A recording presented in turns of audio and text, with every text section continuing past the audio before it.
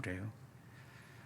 14년이라고 하는 단어, 그리고 누가 같이 있느냐? 오늘 등장하는 사람 가운데 가장 중요한 사람은 바나바라고 하는 사람과 디도라고 하는 사람인데, 왜 이 사람들이 사도 바울에게 그렇게 중요했는지, 핵심의 말씀은 바나바와 디도를 데리고 총회가 열리는 예루살렘으로 올라갔다. 여기에 굉장히 중요한 의미가 있습니다. 자, 지난 시간 말씀들 다 잊어버렸죠? 사도 바울이 전하는 복음은 사람에게서 온 것도 사람에게서 배운 것도 아니고 하나님의 계시로부터 된 것이다. 계시를 따라 내가 올라왔는데 이방인 가운데서 전파하는 복음. 그러면 사도 바울이 전하는 복음은 뭐냐? 은혜의 복음이다. 자, 오늘 이 말씀을 들으면서 사도 바울이 전하는 은혜의 복음 외에 다른 복음을 전하는 사람은 저주를 받을 것이다. 그러니까 갈라디아서 1장과 2장 말씀을 읽을 때는 사도 바울이 전했던 은혜의 복음을 알아야 하고, 그 은혜의 복음이 아닌 다른 복음을 알게 될 때 이 말씀이 연결될 수 있다. 지금까지 달려온 것이 헛되지 않게 하기 위해서, 그러면 사도 바울이 지금 전한 복음이 헛되게 되는 일은 뭔가? 그것은 바로 가만히 틈타 들어왔던 유대로부터 내려왔던 사람들이 전하는 다른 복음이 교회를 흔드는 일, 이게 바로 사도 바울이 지금까지 전했던 복음을 헛되게 만드는 일이다. 3절에 나오는 디도라고 하는 사람이 나오는데, 어디 사람이냐? 이방인 사람이고 그리스 사람인데, 바로 사도 바울은 두 아들이 있었는데 디모데에게는 할례를 주었고 디도에게는 할례를 주지 않았다. 그것이 왜 그렇게 중요하느냐? 오늘 굉장히 중요한 대목이 바로 유대인들에게 할례, 구원에게 있어서 할례가 결정나야 되는데 총회에 올라간 이유, 예루살렘에 올라간 이유는 이것을 해석해서 결정 내리기를 바라는 마음으로 올라가고 있기 때문에 오늘 말씀이 굉장히 중요한 것이다. 4절, 가만히 들어온 거짓 형제들이 있다. 오늘로 따져보면 신천지는 가만히 들어온 존재들이죠. 속이고 거짓말하고 목회자와 성도들을 갈등하게 만들고 없는 소식들을 마치 있는 것처럼 유혹하게 만들어서 교회를 분열하게 만드는 산옮기기 전략을 쓰는 사람들이 누구냐? 바로 가만히 들어온 거짓 형제들이다. 2장에서 가장 중요한 단어, 핵심어를 꼽으라고 그러면 뭐냐? 바로 예수 안에서, 그리스도 예수 안에서 우리가 가진 자유. 오늘 갈라디아서에서 가장 중요한 단어를 꼽으라고 그러면 그리스도 예수 안에서 우리가 가진 자유. 여기에 밑줄, 빨간 줄 치셔야 돼요. 자, 왜 그렇게 중요하게 강조하고 있는지. 자, 그러면 우리가 그리스도 예수 안에서 가지고 있는 자유를 뺏기게 되면 어떻게 되느냐? 다시 종으로 삼고자 한다. 누가? 가만히 들어온 거짓말하는 형제들이.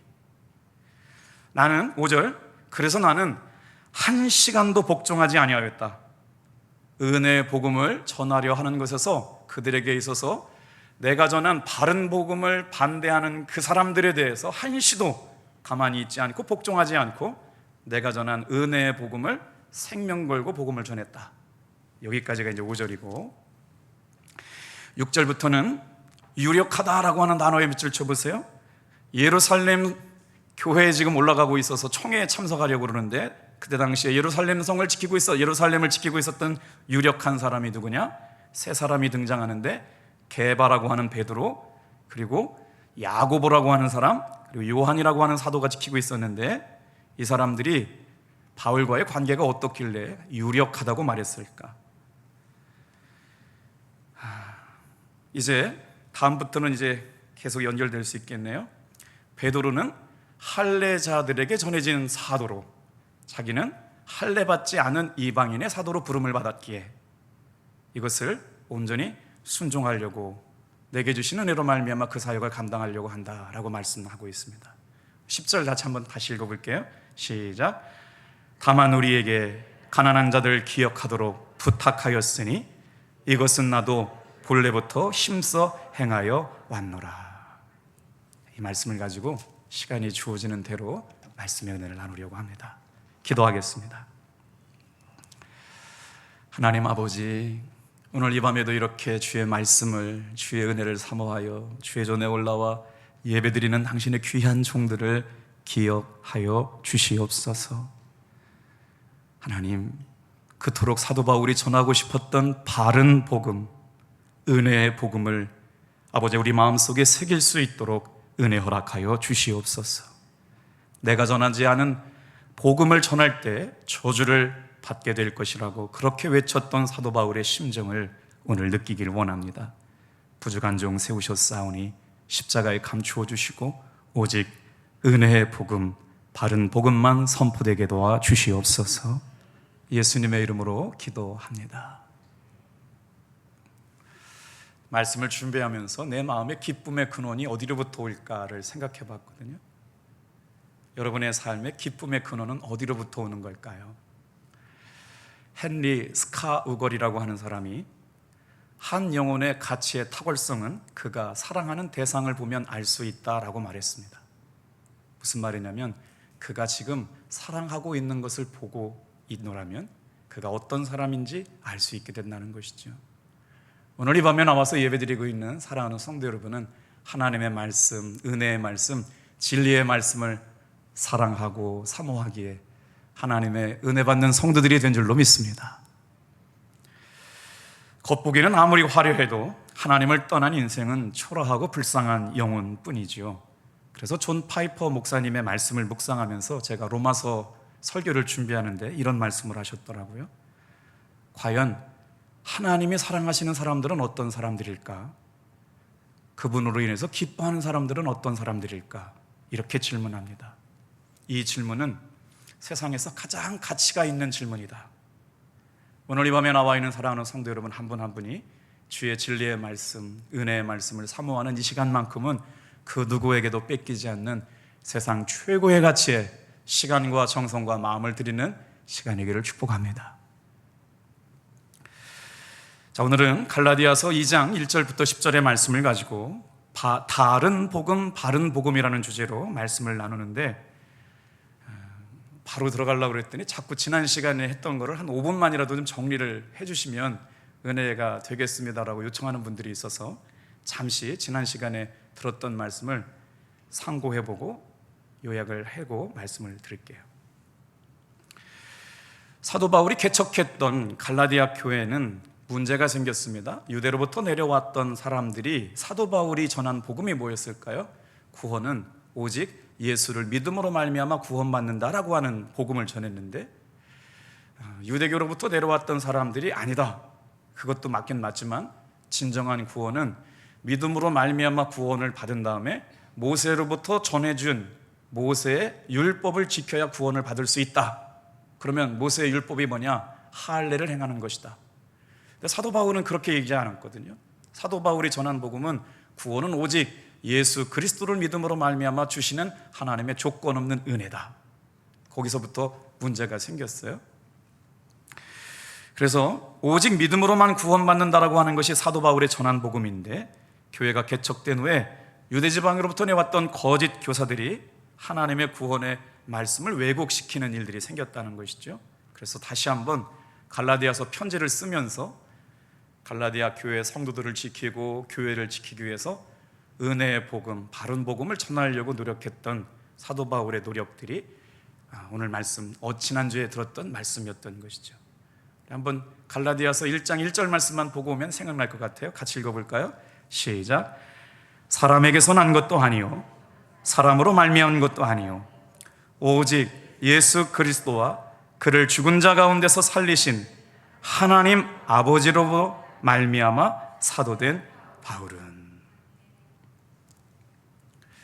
다른 복음을 전하는 사람들이 생겨났고 그래서 다시 한번 바른 복음에 대한 이야기를 기록할 수밖에 없었다. 구원받은 이후에 행적을 기록하는 말씀이 이제 2장에 증거가 되기 시작하는데 이제 2장 말씀으로 좀 한번 넘어가 볼게요. 갈라디아 2장 말씀에 신약 성경 가운데 가장 열정적으로 복음을 변증하는 성경이 있다면 어떤 성경일까? 갈라디아서와 로마서. 성경 말씀을 준비하다가 이제 갈라디아서를 읽고 있는데 지금 오늘 말씀도 그럴 거예요. 갈라디아서를 읽다가 어디로 가냐면 사도행전으로 갈 수밖에 없어요. 사도행전을 읽다가 로마서로 갈 수밖에 없는데 지금 사도 바울이 전했던 제1차 선교 여행을 통해서 어디가 생겨났냐면 갈라디아 교회가 세워졌거든요. 그러면 사도 바울이 복음을 전했던 이야기가 어디에 나오냐면 사도행전 13장, 15장 있던 분위에 이제 사도행전이 갈라디아 교회를 개척했던 내용들이 나오기 때문에 그 말씀을 보면서 넘나 들어야 되는데 여러분 잘 따라오셔야 될 것 같아요. 자, 오늘 갈라디아서 2장의 말씀을 요약해드리면 1절부터 10절의 말씀은 유대로부터 내려왔던 거짓 교사들이 사도 바울이 개척해 놓았던 교회를 흔들기 위해서 누구를 먼저 흔드느냐? 여러분, 교회를 흔들기 위해서 가만히 들어왔던 거짓 교사들이 선택 방법은요, 가장 먼저 사도 바울의 권위를 흔들기 시작합니다. 어느 교회도 마찬가지죠. 담임 목사의 영적 권위를 흔들기 시작하는 것에서부터 교회 갈등이 시작하죠. 그를 인정하지 않아요. 어떻게 해요? 저 사람은 예수님과 동행한 적이 없는 가짜 사도이다라고 하는 거예요. 다메섹으로 내려가다가 자기가 부활한 예수님을 만났다고 그러는데 그걸 누가 알 수 있느냐? 자칭 사도다. 그래서 예수님과 동행한 사도가 된 사람들은 3년 반 동안 예수님과 함께 가르침을 받고 훈련하고 은혜를 받은 사람인데 사도 바울은 예수님과 같이 있지 않았느냐? 그래서 제일 먼저 공격의 대상이 뭐냐면 사도 바울의 사도성을 의문하고 의심하게 만듭니다. 사도 바울 저거 검증 안 된 사람이니까 따라가지 말아라. 그러니까 유대교 사람들이 자꾸 복음 위에 무언가 하나를 더 얹혀 놓으려고 하는 유대교적인 그릇된 다른 복음을 전하는 것에 대해서 사도 바울은 견딜 수가 없었죠. 개척한 교회가 분리되고 자기의 사도성이 의심되고 나니까. 그래서 갈라디아서 2장 1절부터 20절은 무슨 말씀을 전하느냐? 내가 사도된 것은 사람으로 배운 것이 아니고 사람으로 된 것이 아니고 오직 우리 주 예수 그리스도의 계시로 하나님의 선택하심을 통해서 내가 사도된 것이고 부활하신 예수님을 직접 만났기 때문에 내가 사도가 됐다. 1절부터 10절 말씀은 그렇게 말씀하고 있는 거죠. 그런데 놀라운 말씀이 나옵니다. 11절부터 14절 말씀에 보면, 자, 이제 14년이라고 하는 단어를 해석해 드려 볼게요. 14년이라고 하는 단어가 뭐냐면 갈라디아서 1장에 지금 사도 바울이 성령의 충만한 가운데 예수를 만나고 나서 몇 년 동안 똑같이 예수님께서 그러셨던 것처럼 3년 동안 자신의 고향 다소에 가서 무명의 전도자의 삶을 살고 있었게 되었습니다. 그리고 나서 몇 년이 지나느냐? 11년 동안 자신의 복음을 오직 하나님의 시간 앞에서 묵상하고 기도하고 인도함을 받고 있을 때 몇 년이 지났냐면 11년이 지난 거예요. 그때 누가 사도 바울을 데리러 가요? 이제 교회 안에 이런 문제가 생기고 나니까 사도 바울을 데리고 유권 해석을 부탁하려고 어디로 올라가느냐? 예루살렘에 총회가 열리고 있는 교회가 태동되었던 가장 뜨거웠던 복음의 근원지 예루살렘 성에 예루살렘에 올라가게 되는 일들을 하게 되는데, 그러니까 안디옥에서 예수에 속한 사람들이라고 그리스도인이라고 책망을 받은 사람들이 자꾸 율법이냐 복음이냐 헷갈리고 나니까 예루살렘에 가서 예수님의 수제자였던 베드로의 유권 해석을 받고 바로 가장 강력한 예루살렘 교회의 영적 지도자였던 야고보는 어떻게 해석하는지를 묻고 또 요한은 어떻게 해석하는지 유권 해석을 가지고 돌아와라 라고 하는 것들을 가지고 지금 14년 만에 예루살렘으로 올라가고 있는 배경이 오늘 본문 말씀의 맥락입니다. 그때 누구를 만나느냐? 세상에 바울이 예수님의 수제자였고 가장 강력한 제자였던 베드로를 책망하는 이야기가 11절부터 14절 가운데 나오게 되는데, 어떻게 그 능력의 종 한 번 설교해가지고 3,000명이 회개하고 돌아오는 베드로를 사도 바울이 책망할 수 있었을까요? 말씀을 읽다가 참 재미난 본문이기도 합니다. 아주 의미가 있는 본문이기도 하고요. 갈라디아서 2장의 가장 중심된 본문일 수도 있습니다. 그리고 오늘 말씀 읽었던 이제 다음 시간인데 15절부터 21절까지는 사도 바울이 전하는 복음의 내용을 요약해 놓은 것. 그러니까 우리가 말씀을 읽을 때 갈라디아서 2장 15절부터 21절 말씀을 읽으면 사도 바울이 전했던 바른 복음에 대한 말씀들이 마음에 새겨지는데, 오늘 말씀이 조금은 듣기는 어려우실 수 있거든요. 듣다가 말씀을 읽으면 말씀의 줄이 은혜 가운데 이렇게 연결되고 꿰어지게 될 줄로 믿습니다. 자, 베드로라고 하는 사람이 자유를 누리게 되는 행위를 면전에서 책망을 하게 되는데, 자, 오늘 그 말씀을 해석하기 전에 아까 읽었던 갈라디아서 2장에 나오는 중요한 사람을 먼저 살펴보도록 하겠습니다. 자, 바나바가 13절에 나오는데 2장 13절 같이 한번 읽어볼게요. 시작. 남은 유대인들도 그와 같이 외식함으로 바나바도 그들의 외식에 유혹되었느니라. 인생을 살면서 사도 바울에게 있어서 가장 중요한 사람이 누구일까를 생각해 보면 바로 바나바입니다. 원래 바나바는 자기 이름이 아니에요. 요셉이라고 하는 이름을 가졌는데 사도들이 요셉이 다른 사람을 섬기는 일을 하는 일을 보고 이름을 별명을 지어줬는데, 그 별명이 바로 뭐냐면 바나바라고 별명을 지어준 거죠. 그럼 바나바라고 하는 이름의 뜻은 뭐냐? 위로의 사람, 그런 거죠. 그러니까 위로라고 하는 단어와 바나바라고 하는 사람은 동격인 거죠. 바나바 그러면 정말 위로하는 사람이 된 거예요. 왜 그렇게 했을까요? 바로 예수님을 만난 사울이 변하여 바울이 된 것을 다른 사람들이 믿지 못했어요. 며칠 전에 기억나시죠? 유대교회에 있을 때 사도 바울이 전했던 복음이 얼마나 무시무시했어요. 만나는 사람들마다 잡아 가두고 옥에 가두고 또 사형당하는 곳에 찬성표를 던지고 예수 믿는 사람들을 잡아다 죽이는 일에 혈안이 되어서 유대교회 특심이 있었던 로마 시민권자에다가 율법에 능통한 자에다가 못하는 것이 없고 가마리엘 문화에서 배웠고, 우리말로 말하면 서울대학교 법대를 나왔는데 그것도 수석 졸업하고 로마 시민권자이기 때문에 그때 당시에 세계 공통어였던 로마어도 잘하고, 그러니까 범접할 수 없는 사람이 예수를 믿었다니까 주변 사람들이 믿어주지 않았죠. 그때 누가 사도 바울을 변론하고 내가 봤는데 사도 바울 진짜 예수 믿었더라, 진짜 예수님 만났더라, 정말 예수님 안에서 변화된 게 맞다고 사도 바울을 변론했던 사람이 누구냐? 바로 바나바였다라고 하는 것이죠. 키프로스 지방 출신의 요셉이라고 하는 이름을 가진 레위 사람 바나바, 사람의 뜻은 위로하는 사람이라고 하는 것이죠. 사랑하는 성도 여러분, 우리 교회 안에서도 하나님의 은혜가 충만해서 위로하는 사람의 삶을 사시는 여러분 되기를 축복합니다. 교회 안에 아다르고 어다른 것 때문에 오해하는 일이 얼마나 많은지 몰라요. 교회 안에 정말 아다르고 어다른 것 때문에 말이에요, 오해할 일이 많아요. 그런데 사도 바울은 의심받을 수밖에 없는 상황이었는데도 불구하고 바나바라고 하는 이름을 가지고 있는 레위 사람 요셉, 그가 적극적으로 변화된 사도 바울의 삶을 보호하고 변론해주는 일에 앞장섰다. 그래서 위로의 사람이라고 하는 별명을 얻게 되었다. 이 말씀이 사도행전 9장에 나오거든요. 자, 바나바를 통해서 사울은 복음을 전할 수 있는 놀라운 은혜의 사도의 사역을 감당하게 되죠. 자, 디도라고 하는 사람은요, 어떤 사람이냐? 우리 2절 말씀 볼게요. 디도라고 하는 사람을 지금 누가 데려오냐면 사도 바울이 예루살렘에 올라갈 때, 우리 1절, 이제 2장 1절 말씀을 같이 한번 읽어보겠습니다. 시작. 14년 후에 내가 바나바와 함께 디도를 데리고 다시 예루살렘에 올라갔나니.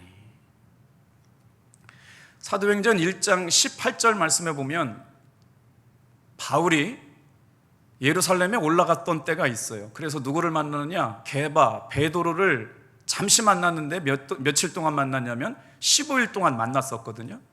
그러니까 지금 바울이 예루살렘을 올라가는 것은 인생 가운데 두 번째로 올라가는 것인데, 이제는 변화된 사도의 신분을 가지고 진짜 예수님의 종이 되었던 신분을 가지고 한 교회를 개척하고 영향력을 갖고 있으면서 이방의 사도로서 사역을 감당하다가 중요한 문제를 가지고 올라가는데 몇 년이 걸렸냐면 이제 14년 후에 누구를 데려가느냐? 그렇게 사도 바울의 정체성을 인정하게 해주었던 바나바라고 하는 사람과 디도를 데려가는데, 디도라고 하는 인물이 왜 중요하냐면 이 디도가 사도 바울이 할례받지 않은 이방인들에게서 전도한 첫 번째 열매이기 때문에 디도가 그렇게 중요해요.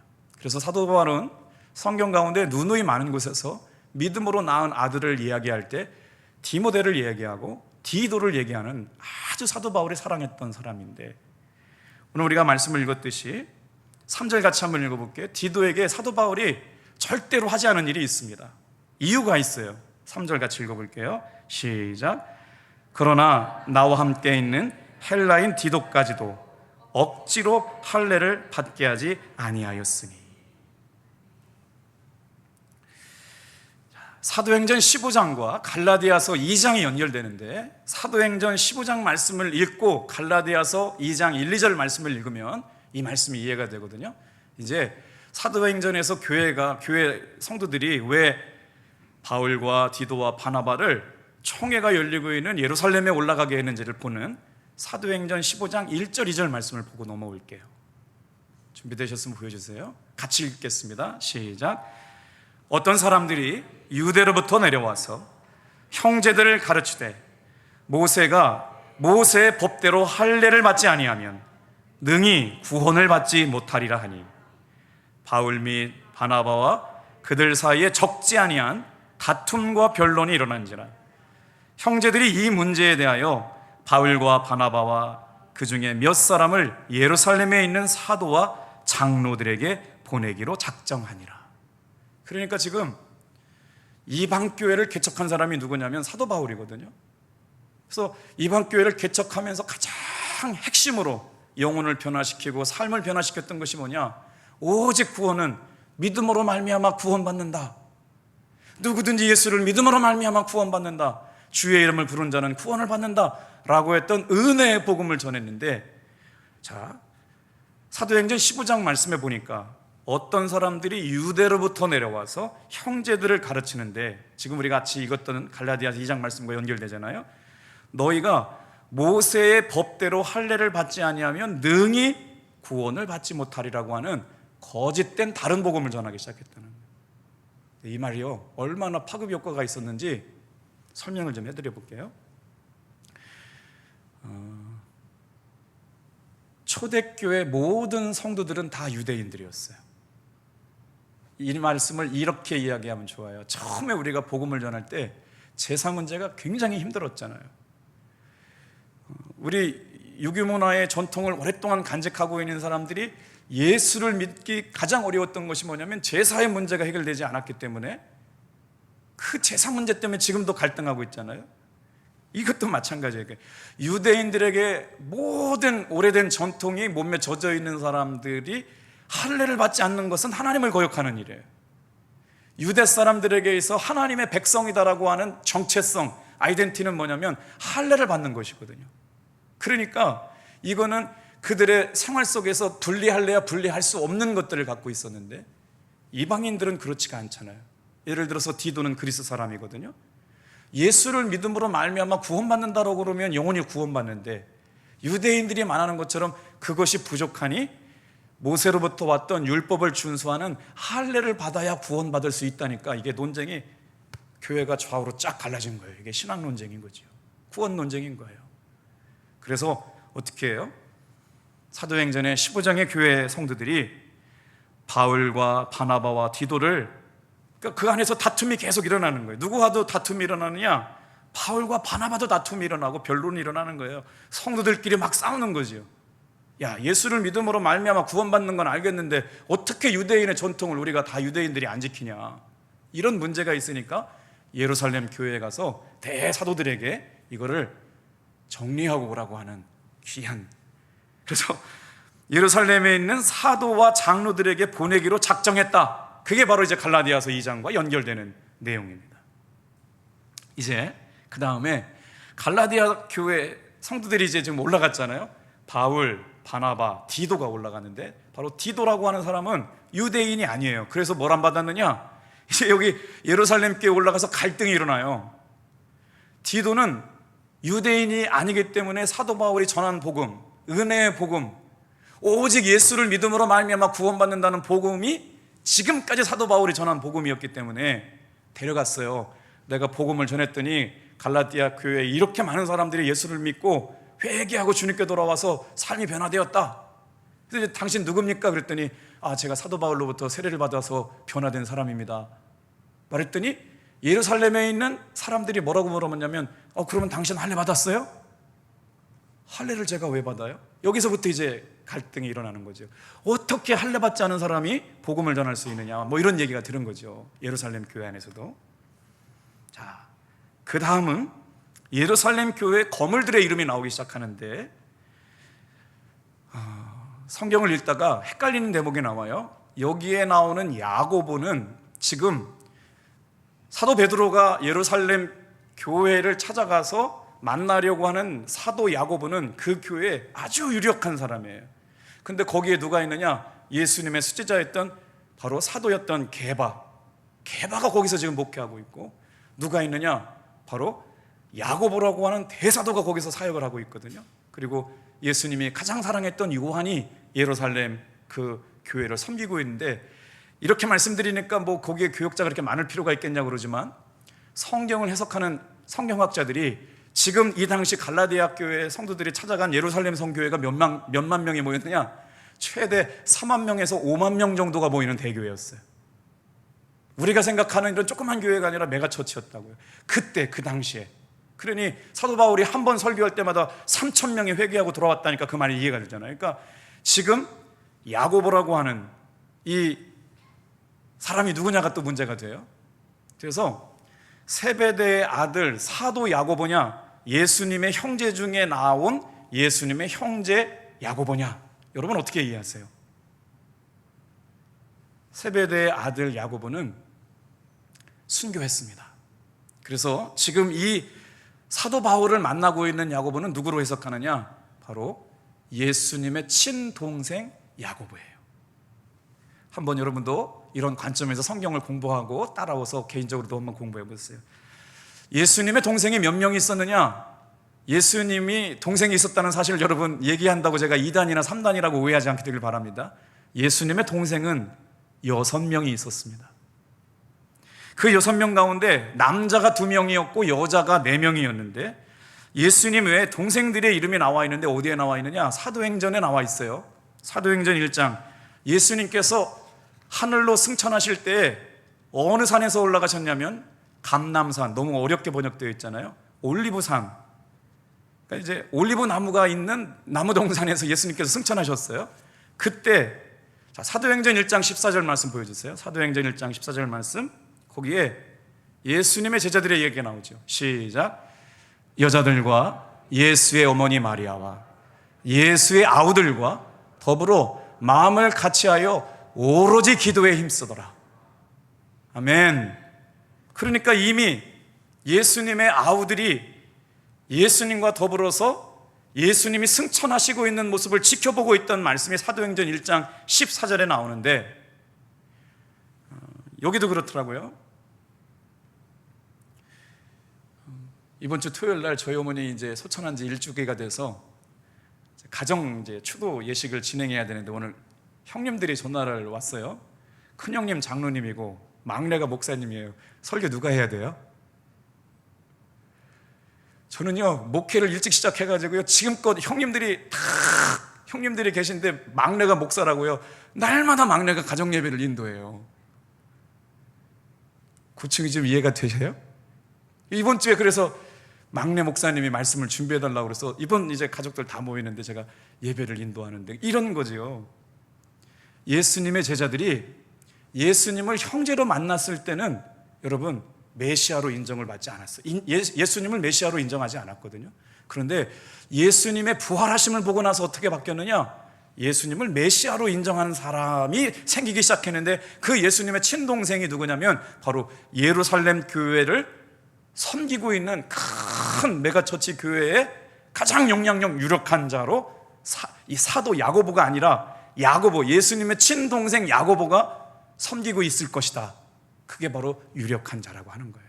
지금 그 사람은 바로 예수의 아우들과 더불어 마음을 같이하여 오로지 기도에 힘쓰면서 예수님의 승천하신 모습을 바라보았던 그 예수님의 동생들 가운데 한 사람, 남자 형제 2명 중에 여자 형제 4명 중에 야고보라고 하는 이름의 사도가 바로 예루살렘 성의 예루살렘 교회의 가장 영향력 있는 지도자 중에 한 명이었다. 자, 이 말을 사도 바울이 어떻게 또 인용하냐면 고린도전서 15장의 4절부터 8절을 좀 읽어볼게요. 이 말씀 참 위로가 되잖아요.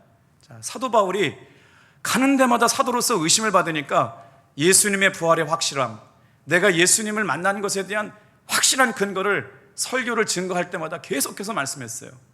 고린도전서 15장 우리 4절부터 8절까지 같이 한번 읽어볼게요. 시작. 장사 지낸 바 되셨다가 성경대로 사흘 만에 다시 살아나사 게바에게 보이시고 후에 12제자에게와 그 후에 500여 형제에게 일시에 보이셨나니 그 중에 지금까지 대다수는 살아있고 어떤 사람들은 잠들었으며 그 후에 야고보에게 보이셨으며 그 후에 모든 사도에게와 맨 나중에 만삭되지 못하여 난 자 같은 내게도 보이셨느니라. 그러니까 지금 여기에 나온 사람들이 누구냐면 예루살렘 교회에 가장 영향력 있는 유력한 자들의 이름이 다 나오고 있어요. 게바라고 하는 이름에 반석이라고 하는 이름. 그래서 게바에게 보이셨고 그 다음에 부활하신 예수님께서 12제자에게 보이셨고 500의 형제에게 보이셨고 일시에 다 보여주셨는데 7절 야고보에게 보이셨는데 이 야고보가 누구냐? 바로 예수님의 동생 야고보일 것이다. 이들이 부활하신 예수님을 경험하고 나서 아주 예루살렘 교회가 폭발적인 부흥을 하게 되죠. 그래서 그때 당시 예루살렘 교회가 몇만 명이 모이냐고 추정할 때 4만 명에서 5만 명 정도가 모인다고 그러니까 우리 교회도 교육자가 2분이나 계시잖아요. 교육전사까지 하면 3분이나 계신데 4만 명, 5만 명 교회를 섬기려면 얼마나 많은 교육자들이 있었겠어요. 유력한 자가 바로 게바와 야고보와 요한인데 사도 바울이 뭐라고 얘기해요? 거기 한번 그들에게 물어볼게요.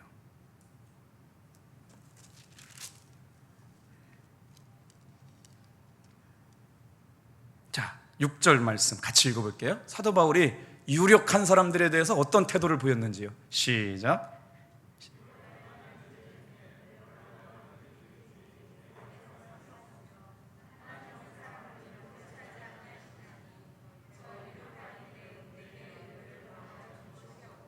아멘. 유력한 사람들을 만났음에도 불구하고 잘 보이려고 하지 않았다. 왜? 하나님은 사람을 외모로 판단하지 아니하시고 사람은 중심으로 사람을 판단하시기에 내가 사람들 앞에 인정받으려고 하지 않았대요. 그러니까 사도 앞에 인정받으면 빨리 오해가 벗어날 수 있었는데도 불구하고 내가 그런 사람이라고 변론받기 위해서 가장 유력한 사람들에게 도움을 받는 걸 거절했어요. 왜? 나는 누구에게 계시를 받아서 사도가 됐어요? 부활하신 예수님, 하나님으로부터 온 그 놀라운 은혜로 된 사람이기 때문에 사람에게서 잘 보이려고 하지 않았다는 것이죠. 참 사도 바울이 대단했던 것 같아요. 자, 이렇게 말씀이 진행되다가 이제 이 말씀을 가지고 예루살렘에 올라갔을 때 이제 뭐가 문제가 되느냐? 이제 이 말씀이 굉장히 중요해요. 다 같이 한번 따라합시다. 할례를 받는다는 것은 다시 구약으로 돌아간다는 것이다. 다시 구약으로 돌아간다는 건 뭐냐면 사람의 죄사함을 받기 위해서는 뭐가 필요해요? 비둘기의 피가 필요하고 염소와 양의 필요하고 송아지의 피가 필요한 거예요. 그러면 어떻게 돼요?